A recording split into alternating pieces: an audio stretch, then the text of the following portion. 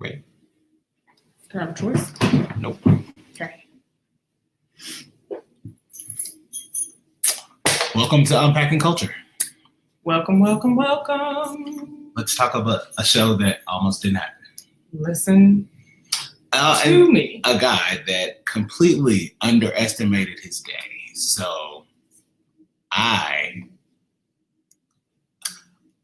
as I usually say, if you've never tuned into the show, welcome. Usually we're not here at the same time, so this is different as well. I have to say, first and foremost, though, I literally underestimated my day. I've been with you all day. I know that. So first and foremost, in the words of Anita Baker, I'm going to give you the best I got. Second, I'm on like 3 hours maybe of sleep. Third, my best friend RJ, I stood him up. He canceled plans. Wow. I don't know where I was going to do it between dinner and our meeting and this show. Another show I was supposed to go to. Sometimes things don't work out.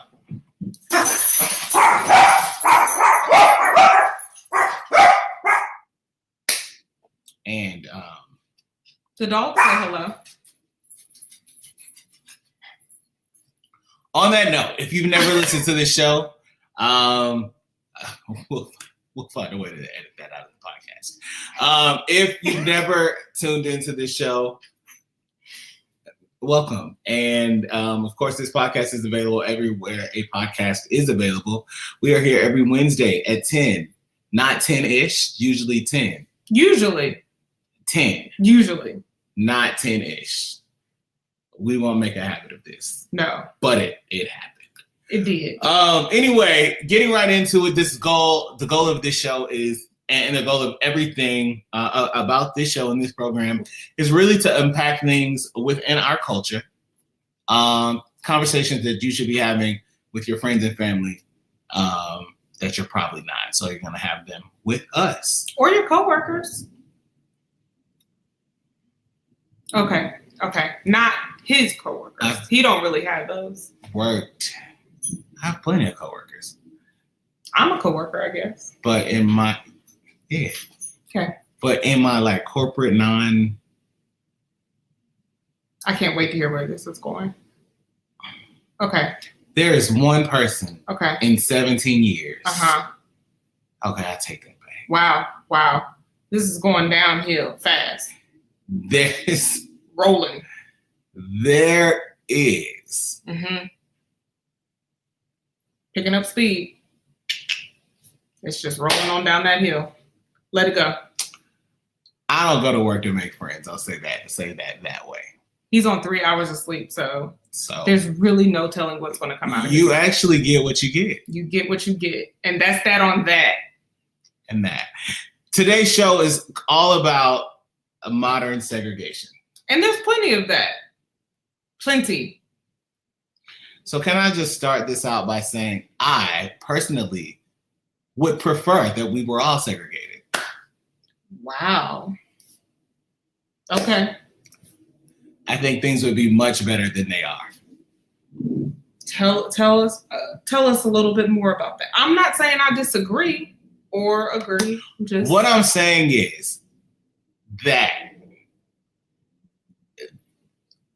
things go through cycles.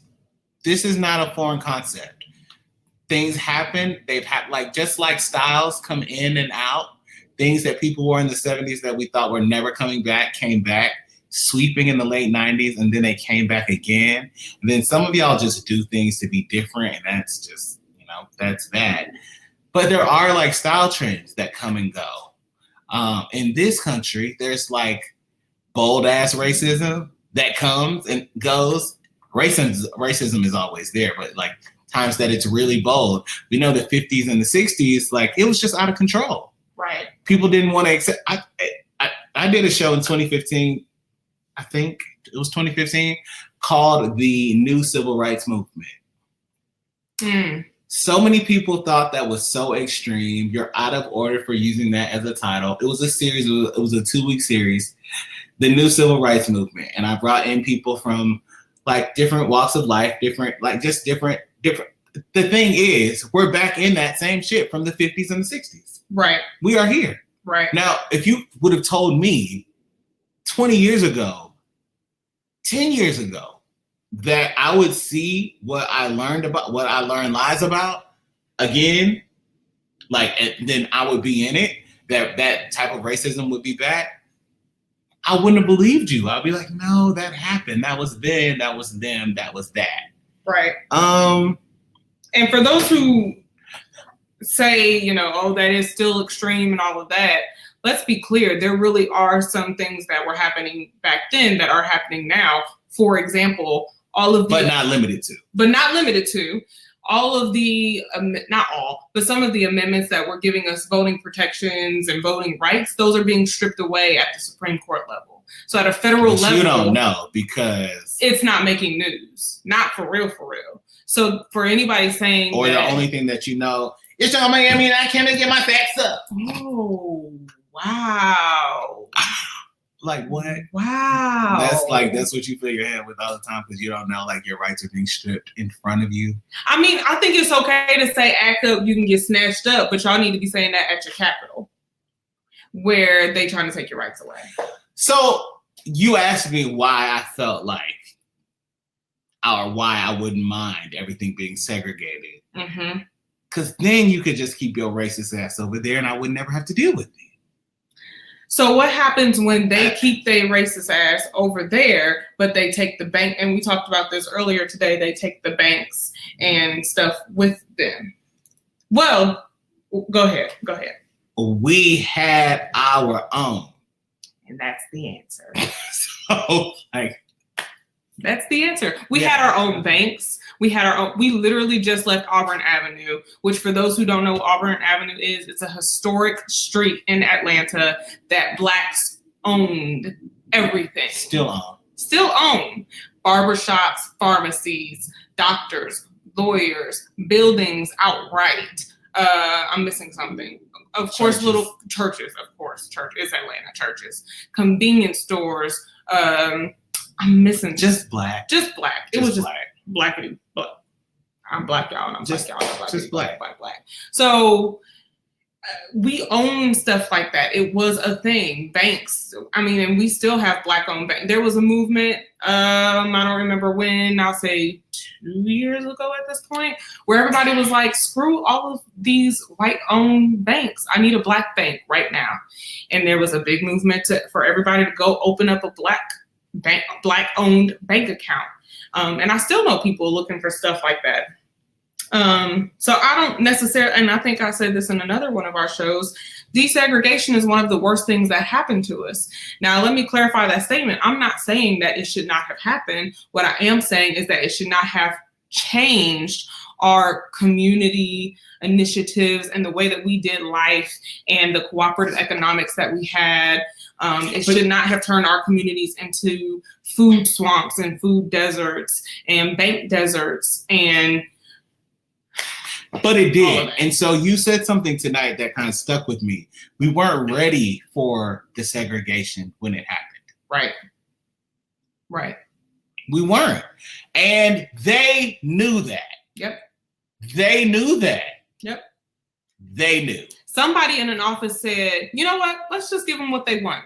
They probably won't even be able to handle it. Because we have the power. So let's go ahead and pacify them with these little rights that they keep wanting. I saw a lot of posts today. For those who don't know, should have started out with this. For those who don't know, today is Juneteenth. That's a whole other conversation. But I saw a lot of people saying free isn't free, or posting free-ish 1865. So I think that is a powerful statement that is true. Freedom is not free. Okay. So I think that, yes, we received or got a lot of rights, but when you hear present day politicians saying things like, well, we gave them a Black president, so, that was reparations enough. Now, though that is not his direct quote, but that is essentially what he said. Mitch McConnell was asked about reparations, and he said, we have done a lot of good things, and we're on the right track, and we did this, and we elected a Black president. And what? I'm sorry, what? And I'm not making that part. That is a quote. That's verbatim what he said. Google it, YouTube it, whatever. That is a quote. So when you have present-day people like that, or your asshat president saying, no, I will not apologize for taking out an $80,000 ad calling for the death penalty for 15 and 16-year-old boys who have since been exonerated and got $40 million. No, I will not apologize to them.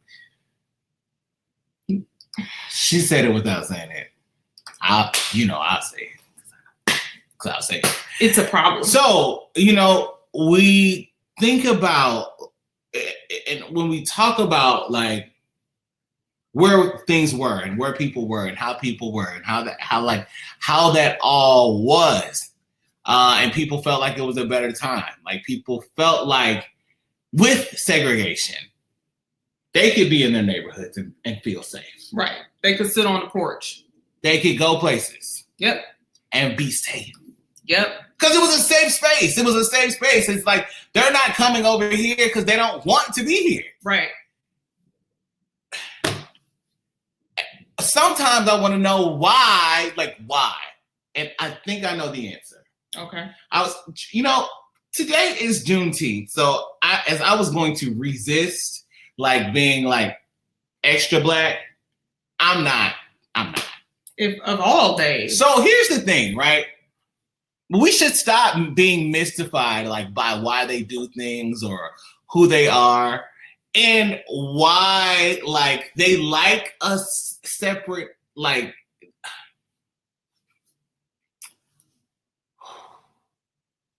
I'm really just trying to say this and not sound like I don't think anybody else needs to be here with us, because that's not necessarily my viewpoint. But I do think that without saying so many words, white people are very comfortable with us being a safe space away, in compartments that they control. And so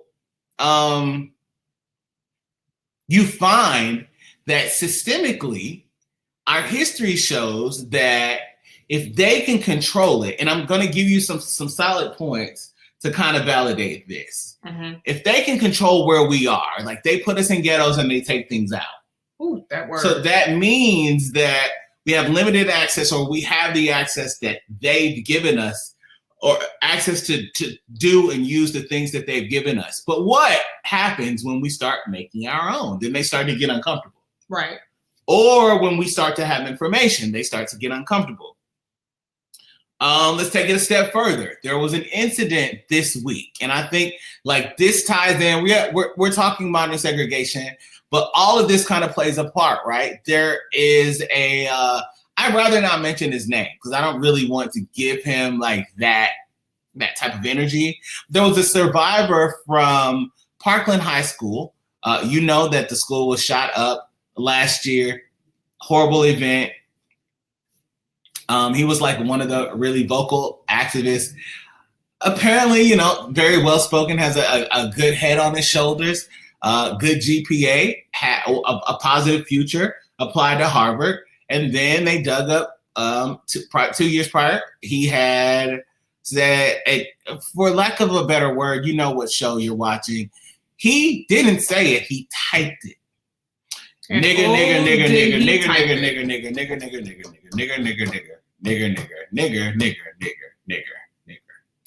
And then ask people to join in and practice.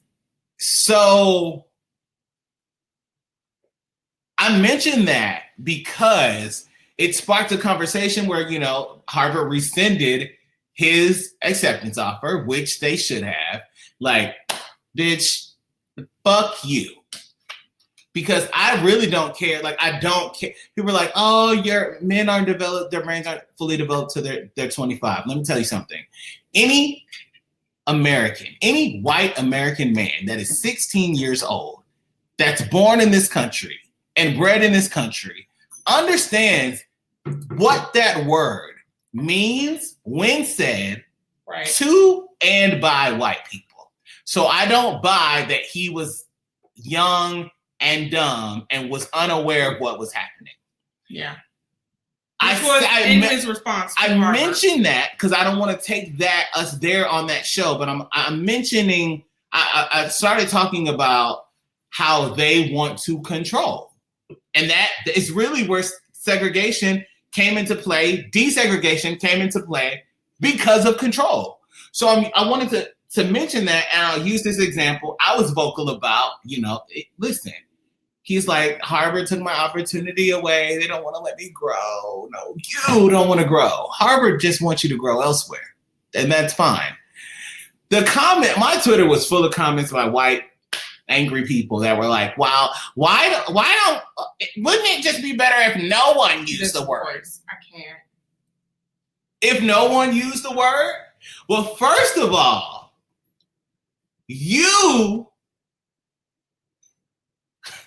the vilipender that created the oppression with this word now want to control the use of the people, like the use of the word by the people that you use to oppress. You don't get to do that. You don't get to oppress the people. Like you don't, well, why don't we all just not use it and then it won't be a part of the language anymore? Again, that is not, like, you don't get to control that. And they get really get it up. That's our SAT word for the day, ladies and gentlemen. Vilipender, or to vilipend, which means to hold or account for something of little worth or status. As you were. You do not get to control the use of a word that you use to oppress, that we took. Now you can't say, now you want it back. But that element of control is very important to you, because the element of control of people and citizens and things, and the thing is, the information is important, right? Right. And I think to unpack why there is a modern day segregation, you really have to look at the root cause, which, I will drag a white person anytime it's necessary. Now, I don't drag them for fun. I will do it anytime it's necessary. In this show, I simply have to go there because the reason these things exist is because of their entire being. Right. The planet that we live on has been invaded. Every country on the planet. Planted.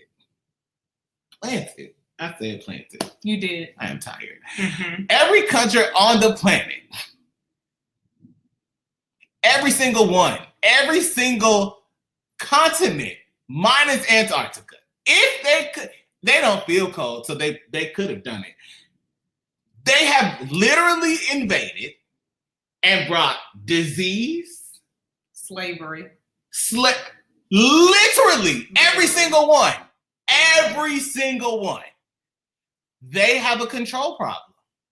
So we got to the root cause of the question. Now I'm going to move on from them, right? Because this is a show about solutions. We know what the problem is. Right. You know what the problem is. You sit next to it every single day and you're like, listen, hey, don't breathe on me. And I get it. I don't want anybody breathing on me. That's nasty. Especially them. But I get it. We're here now, so what's up? This is taking it back, like taking your power back, taking this authority back, taking control of the narrative is important, but you first need information. So you need to know that they really come to control. Right. The first thing that we have to not do is not engage. Define. So let me give you an example. Someone has control of you when they can control your reactions. Accurate. So I tell really people that I mentor, my brothers, my sisters, things like that, specifically, I'm one person that you will never, there is no one that can make me mad. You can't make me mad because I've made the decision that no one has the power to do that. So, like, you can really do something. I really think it's terrible. I should be pissed, but I'm not mad at you because you don't get to take me there. Like, you just don't get to take me there. And so when you really think, I'm sorry.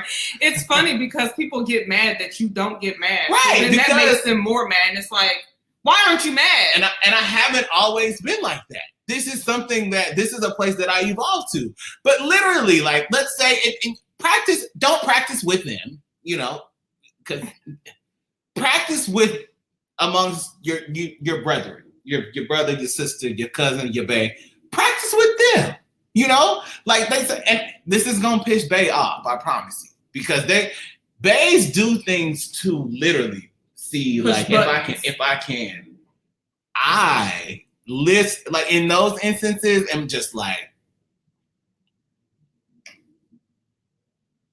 well, oh, and so, and I'm like, you know how they say it, I'm human, and so since I'm human, I'm not to say that these things don't get me, like, I don't feel it start rising up, but I know that once you see the reaction, you keep going. So all you get from me is, oh. Now you practice it with your brother and your sister, you'll be able to translate that to them. I promise you, you practice it with them because you should not let anyone have that power. No one deserves it. No one deserves the opportunity to really take you to the place to where you really have to pop off, especially not white people. But it also gives people an opportunity to self-correct. Because when you don't get mad or react and instead respond, has been, and will probably be for a long time, one of my greatest growth opportunities is not reacting, but responding. Growth. Okay. I need to make sure that I respond and not react. And there is a difference. And I have found, and I'm sure Alex has too, by not allowing people to take him there. And Alex will tell you, I used to be one of the most bothered people that you could meet. And now he walks around and it's just like, him and all of our friends are like, she's just one of the most unbothered people you could ever meet in your life. She just doesn't care. Don't. Listen. It's going to give you an opportunity to think about it. Like, my lack of response, the teaching moment for you, listening, watching, whatever you're doing. Oh, you are in control. So the response to modern day segregation. Okay, so let's keep going, right? Wait, can we back up and let's go through some more examples of modern segregation? Because I don't think that we touched on that. Sure.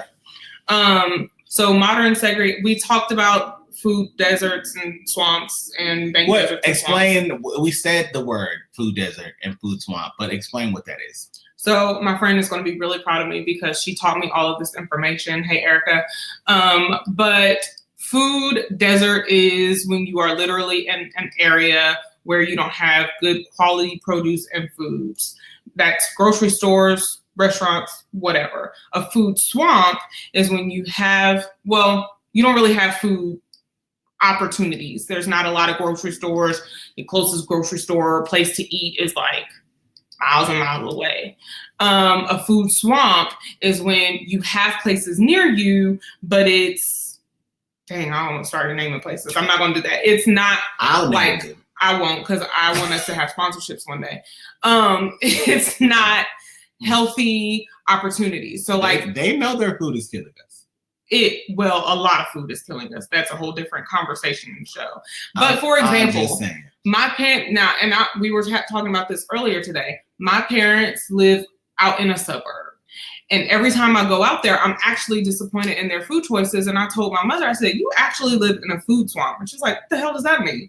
I said, you live by a bunch of places that I can't go within a 1 mile radius and easily get something vegan if I want, or easily just pick up a fresh salad or a wrap or whatever. At my house, and I live near a mostly Black minority area, I'm what I like to call hood adjacent. I'm hood adjacent. I'm not in the hood anymore, but I'm hood adjacent. I'm in the hood adjacent area. But I can get raw vegan, I can get vegan, I can get wraps, I can get salads. There's a smoothie flagship store right down the street, not far from me. There's plenty of grocery stores. I have opportunities, and I can get different cultures of things. Where you live, you can walk down the street and pick 4 or 5 different cultures of different types of food variations. He does not live in a food swamp or desert. Neither do I. But when you have areas like that, I can't. When you have areas like that, that is modern segregation. Flint is a major example of modern segregation. They literally cut off the healthy, clean water supply to the Black neighborhood. And as soon as the car plant that was white owned said, hey, you are messing up our car parts. You actually got to cut your shit. Our cars are corroding from the water supply. For these brand new cars, the are parts falling apart. And we can't build brand new cars because the water is bad. So they split the water and clean it up for the cars. Sent the clean water to a car plant, but kept killing our children. You literally are killing people. Y'all sit up here and act like, ooh, I just got mad all over again. Because they just dropped the charges for all of those people. All of them. They just dropped the charges for all of those people. Y'all sit up here and literally ascribe to the notion that white is right. And that is not. And listen to me. Because I already know this show specifically, you could take clips of what I said and said, this man hates white people. You could literally take clips from, that's not it. But there is a notion in Black communities. Black people know this. The narrative is pushed that their schools are better. Yep. The areas that they live in is better. Yep. When you start to push those narratives, even as Black people, I want to move out with some white people. And you hear little kids say that because they see it portrayed that their areas are cleaner. They are nicer. They are more modern. They have more access. They have more opportunity. You can go to a white school and have like. When you start to say those things or you ascribe to those beliefs, you are pushing the narrative that white is right. And that's why I said that. So because it's gonna get cut up. I know how this works. Oh, I know. You know, like people in their Twitter fingers, they'll be all over this. He hates white people. 5 years from now, when I'm doing something nothing related to this, they'll be like, listen to this. He really does hate them. I really don't, but I will say the same thing. I've been saying this for years. I actually got into an argument with the best friend that I flaked on today years ago. And he's like, there is no way absolutely that you could say that your opportunity, you haven't been afforded opportunities because of where you went to high school. Actually, there is a way. See, I did go to a white high school, very, very white. Very, very white. That I really do not think that I got anything from that experience. I know I didn't. I'm gonna be real. And I say this, I built some great relationships. Got to my Black ass school feeling dumb as hell. I met some great relationships. Yeah, me. I pointed at you. Oh. I had some really funny times. If you know me, this is the number one priority in my life is laughter. Everything else follows. I laugh at everything because everything is funny. I laughed every day in high school. I laughed every day in school, which got me a lot of ass whoopings when I was a young kid. But I literally think everything is funny. I will laugh at you as you're riding me up because it's funny because you're real mad and I'm not. I get that. I understand. We got in trouble for that too. But here's the thing, right? People really, really think that putting and I'm going to give this analogy. I've given it before. You may know where I'm going. The problem with the notion, and it's all about the segregation that drives this, right? And I think it's really important. I'm glad that we're actually covering this. And I really hope that this circulates. The problem with that notion, once you prescribe to it consciously or subconsciously, that white is right, you start to do things to inch yourself closer to that. Now, we see it less in millennials. We'll definitely probably see it less in Generation Z. We saw it very heavily in the older millennials and Generation X. They were just like, we got to get out there. I got to look like them. I got to like I have to have the same corporate persona. My car needs to be like them. I need to be in their cul-de-sacs. I need to do this. My kids need to go there. That is like Kiki Wyatt. I'm telling you, it's very, very dangerous. And so, and I think my parents had the same level of thinking, not thinking that I would ever be somebody with a mouth like this. But how did they not get that? Because we both got in trouble for running our mouth literally since when my parents moved me there when I was 10, I come from this black ass city. Then I moved to Texas. Right, it was the most racist thing I've ever experienced in my life. I was like, I cannot believe, but I'm in second grade telling my mom my teacher is a racist. She's like, you don't even know what that means. But I'm 32 now, and I still know that the bitch was a racist. We knew then. Exactly, I knew. Because I got called nigger the first time at 5. They didn't believe that. Anyway, so we moved to Atlanta, black as hell. My mom's like, oh, this is way too black. We moved out to damn Disney. I move out there. Disney. I move out there and I'm like, Disney? I have never seen this many white people. And it really it was very Lizzie McGuire. I moved to the Lizzie McGuire show when I was 10. And I grew up in the Lizzie McGuire show until I was 18. Like when I say there was I played on a football team where it was afterwards the soccer moms or football moms like, oh my God, well, I'm going to take all the boys and all the boys. It's literally that. And then there was a local pizza parlor called Pepperoni's. How cliche is that? That we would go and if we won, then the pizza parlor guy would just, oh, the Wildcats won. It's Lizzie McGuire. I'm gonna prove it to you guys. I'm gonna tell you where I'm gonna prove it to you. But here's the thing. So it's still like that, by the way. Because it's still the same. It's still the same. My mom's like, whatever. I'm like, I'm here. I got to deal with it. As I start to realize what's going on, I don't want any of this. I don't want everyone involved. I don't want to live in a suburb in a cul-de-sac with this house with these people that all do the same thing for the same reasons. Do you know that I had at least 6 teachers that went to Duluth High School? And you teach at Duluth High School? Why would you go back? You're back here? So you think I'm gonna come? Why would you? So here's the thing. My parents got to the point, they were at the point where they didn't move me. They could afford what they did. They moved. They thought it was a great opportunity for me and their kid and for their kids. I totally get where they're coming from.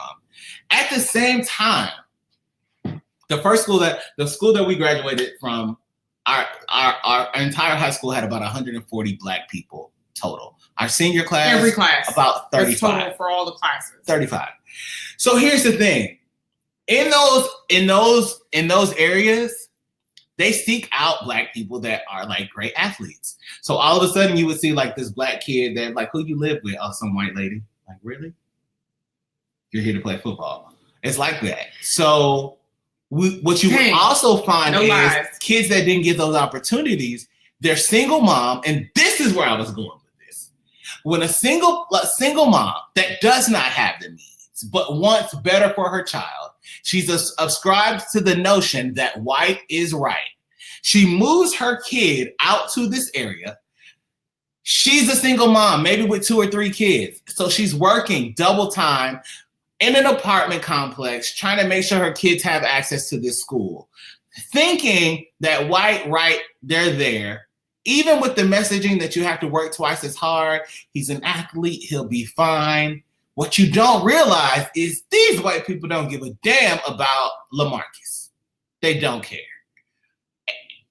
And you move out here and you don't have the means. And so what you don't understand when you, as a single parent, I'm giving this analogy because it happens so much. And I've literally talked to parents that they have the realization they did this because they thought that this is where the child could get the best access. The child gets the best access where there is opportunity or where there are people that care.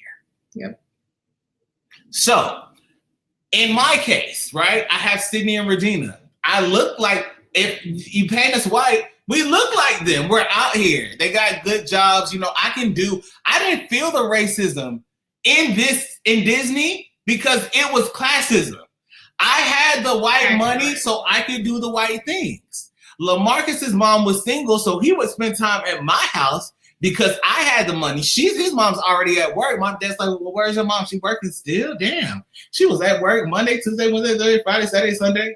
Monday, Tuesday, Wednesday, Thursday, Friday, right. Saturday. Ella May sang that song really bad. But the thing is, so what we see, and I'm you know where I'm going with this. Mm-hmm. So we see like parents do that because it's like, well, I thought he was going to get a better opportunity, better education, better access, but you didn't have teachers that cared. Right. On the flip side, you could have left LaMarcus's black ass around some black teachers that could really, really care and understand that you are unavailable, so they have to step in. Right.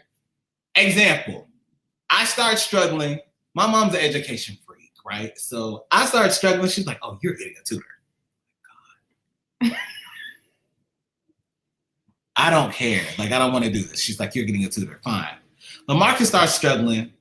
His mom's like, you better get these damn grades up. I'm working my ass off to make sure you're out here.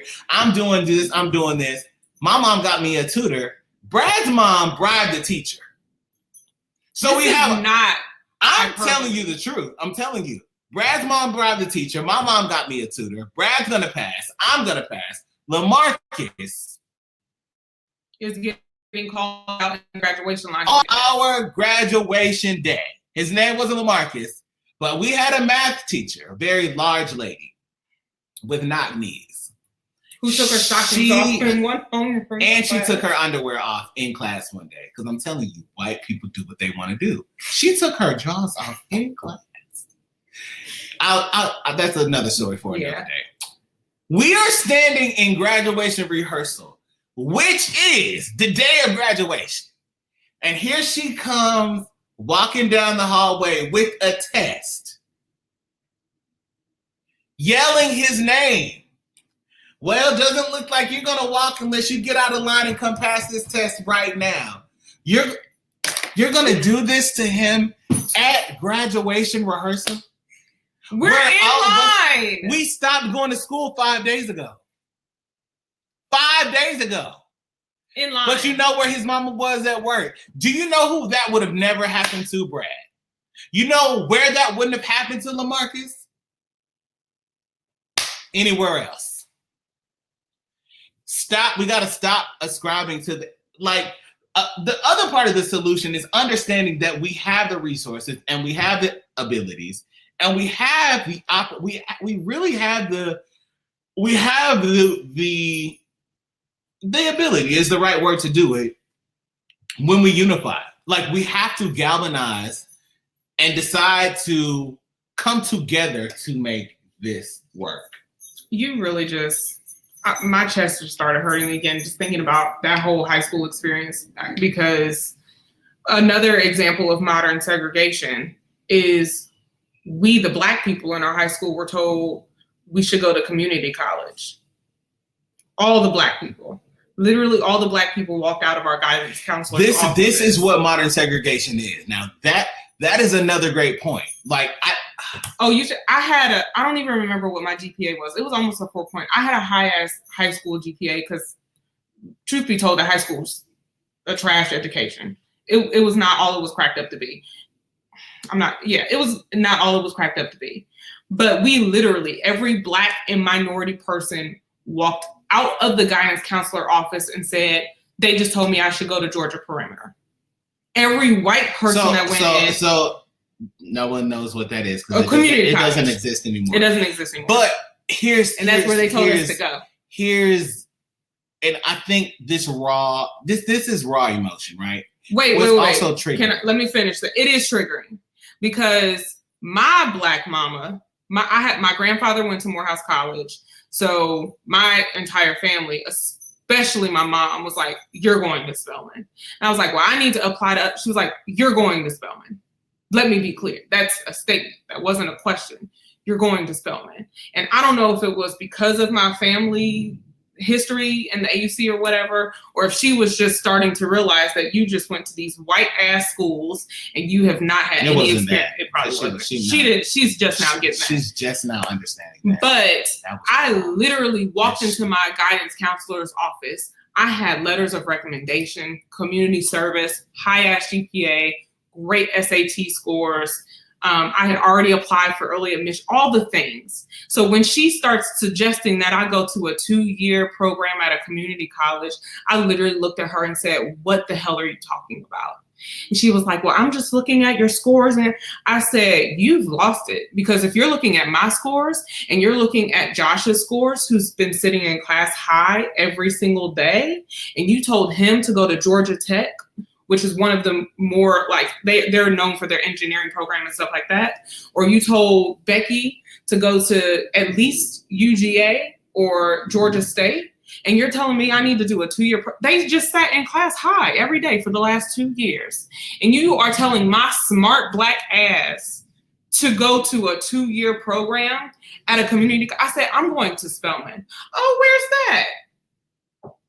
"It's 30 minutes from here." I'm very triggered. "It's 30 minutes from here." Okay. 30 minutes from here. I then got onto Spelman's campus and felt dumb as hell. I'm very triggered. Because my public education in the white suburb that I grew up in, where I was one of 140 minorities, and you didn't even say this, the 140 count included minorities. It was not just Blacks. We had to include all of them. Asians. I said minorities. So, I just don't understand. I'm the only one who went to a school in the suburb, and not just in Georgia, nationwide, and then got to this higher education institution. And it's not just Spelman. It's a lot of higher education institutions where you go and you feel dumb as hell. Because you're sitting in that class like, I thought I was on a college prep path with distinction, and I was taking all of these extra credits, and then you get in college and they didn't teach you adulting. They didn't teach you actual finances or math. They didn't teach you that you will never use the Pythagorean theorem in college unless you're going to be an architect and an engineer or something. And I'm assuming they use it. I don't even know. That ain't my lane. I think that great points. I think that honestly, what I was looking to communicate was that your growth and our growth as a community is not rooted in comparing ourselves. There is modern segregation. Right. I do not think that it has to be a punishment. I think that they will do what they have always done. We start to see changes when I'm triggered by the stories, because it's like, okay, our parents are great examples of people that thought that they were doing the right thing. Yeah. But that was the point of that story. You thought that you were doing the right thing because it fit. Like it at the time, you got to do what you need to do to get ahead. And even with the extra that they did at home, we probably wouldn't have made it without that. And the thing to do, and I said all that to say, right? The success was because of my home life. Right. It had nothing to do with the way that my mom was. Well, you will get this. You will understand this. Right. And I think that's where it begins. Within the segregated societies that we live in, if you are not that uncle, that auntie, that mom, that dad, that cousin, that brother, that sister that makes this decision that regardless of what it looks like, we will be the best. Right. And we already have that in us. Like, if I haven't said by now, if you're white, you probably stop listening or stop watching. This isn't a show for you anyway. I mean, thanks for watching, but who cares? This isn't an episode because we got some shows for you. What I'm saying is, we have always known that we have to work twice as hard. In segregation, or 3 times. 3 times, 4 times, 5 times, 20 times. In a segregated society, we should not let that deter us from being the best. Agreed. And helping others be the best. And we have to step up and we have to make the decision, a conscious, cognizant decision to really be the best. I agree. That's that on that. We've told triggering stories. We've given examples. I don't really. I want to go because that I'm triggered. Yeah, I'm actually done. But hopefully, that resonates. We live in a modern segregated society. It affects our healthcare, our finances. We didn't even touch healthcare. Our food. Like, there's so much that we could have gone into, but if you've listened, you've kind of gathered that this is affecting you in one way or the other. And It's my desire, it's our desire that you don't let that affect your success. Yep. Because it doesn't have to. Agreed. All right. Tiff, how do they get in touch with you? You can get in touch with me at Tiff Lanelle everywhere. Instagram, Twitter, Facebook, and .com. Alex, how do they get in touch with you? You would get in touch with me simply by Alex Unmuted on all social platforms. If you contact me somewhere else, I'll be like, I don't know you. I still don't know her. Because I don't. On that note, we're back next week, I think. We'll be back next week. And yeah. Thanks for watching. Keep the conversation going. Yeah, do that. Make sure you listen to the podcast. Share the podcast everywhere a podcast is available. Spotify, Apple, Boss FM. Tune. Are we on tune? Yeah. Okay. Tune in. All that. All right, we out. Bye.